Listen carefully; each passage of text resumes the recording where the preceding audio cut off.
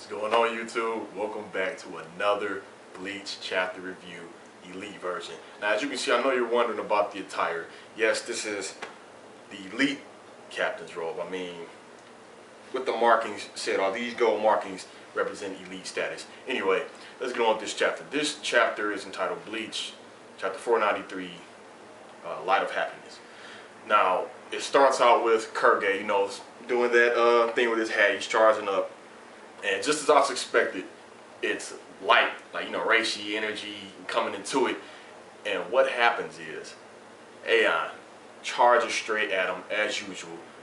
And that's when Mila Rose is like, wait, Aeon, hold on. Next thing you know, Aeon, his flesh just starts getting ripped off of him. Just down to the bone, you see the teeth, everything just rips him up. But apparently, not only does it come off, Kurge, he's absorbing. He's absorbing Aeon, literally. And I believe the technique is called Holy Slave. And he turns into this grotesque, beastly looking figure. Like, of course, it's a combination of Aeon and Kurge. It's like they fused.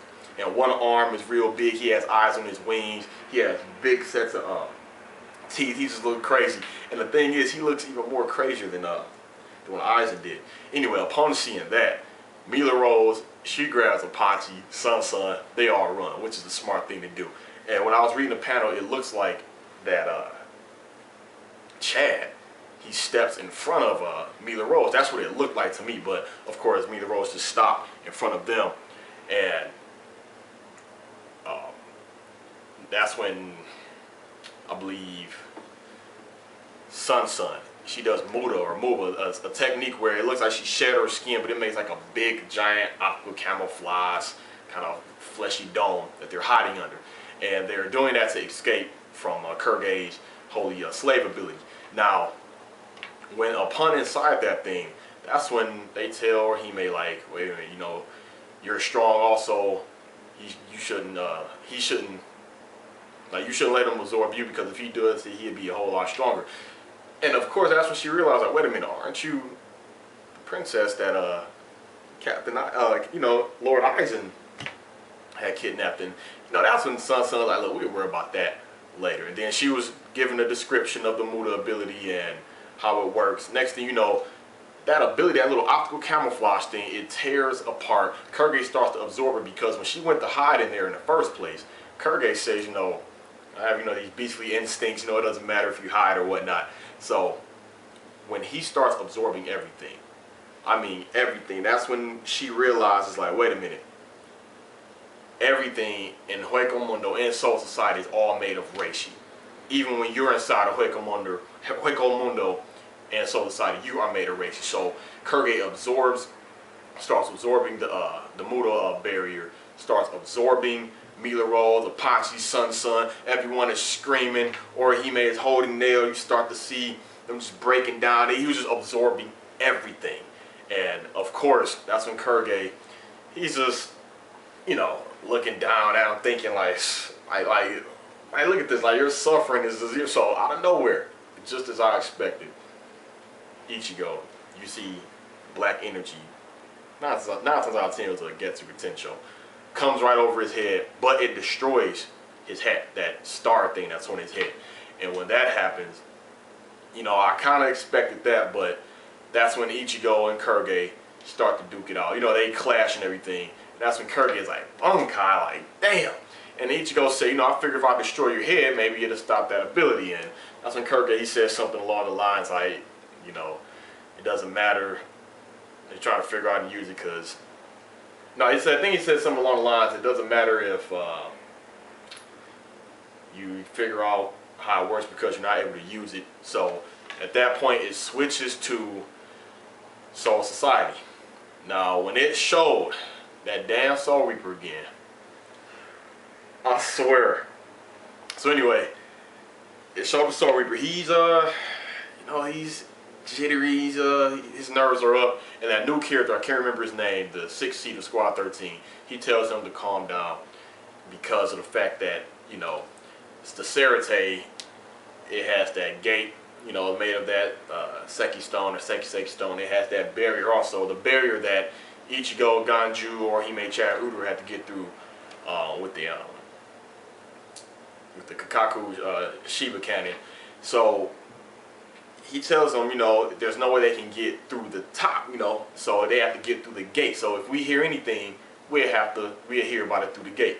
Next thing you know, they look up, and there's the leader of the Venom Reach. He's standing over them, and that's when they're looking like, how the hell did he get in here? So he makes the first move, instantly starts destroying Soul Reapers, and the chapter ends right there. All right, now to let you all know what I think of the chapter. This chapter, to me, it was good because the reason why I say it was good, it had action, new abilities were revealed, and the story progressed. The reason why I say the story progressed because there was a death, and finally, and like I said, I wanted one of those two to die. I don't care who killed who. I wanted Aeon to kill Kurge, or Kurge kill Aeon, and I did not expect Kurge to do that with Aeon, and that makes Kurge a very deadly foe. Hell, even all the Quincy's. And with the fact that Urahara not being present, I didn't see any of Nail's brothers, and of course I don't care about them. But I don't know where Urahara is. I don't know if he fled the scene, if he stayed back, if he's working on something, you know, like working on some kind of extra trick up his sleeve to come and save the day. Because if that's the case, it seems like that's the perfect, I'm not going to say perfect, it seems like that's when Kubo's going to have him step in, see if Ichigo starts to lose. And that's when Kurge is like, it's nothing you can do to defeat me and everything, and bam, Urahara steps in.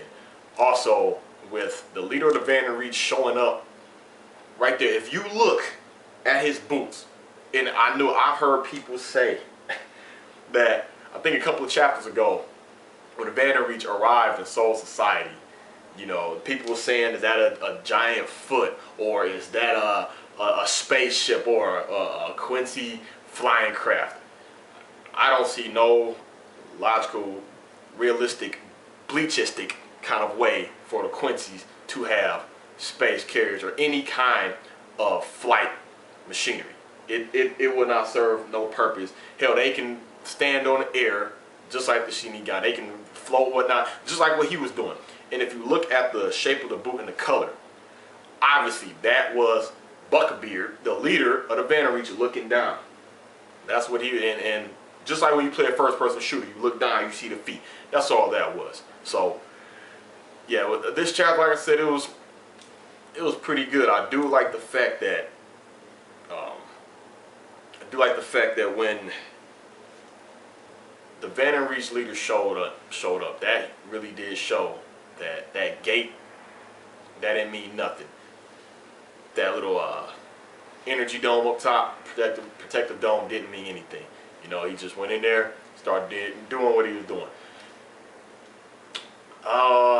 What I didn't like about the chapter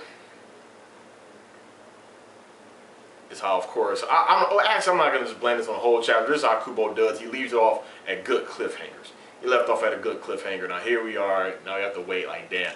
So I believe next chapter, Bleach chapter 494, is still going to be split between the two, Soul Society and Hueco Mundo.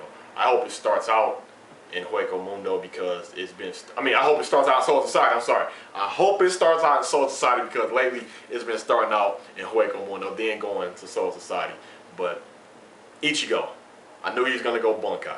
I knew Kurge was going to make him go Bunkai. But then again, with a technique like that, the Holy Slave, no, Ichigo, he couldn't be too sure. Better safe than sorry. But yeah, this is the chapter review of Bleach 493.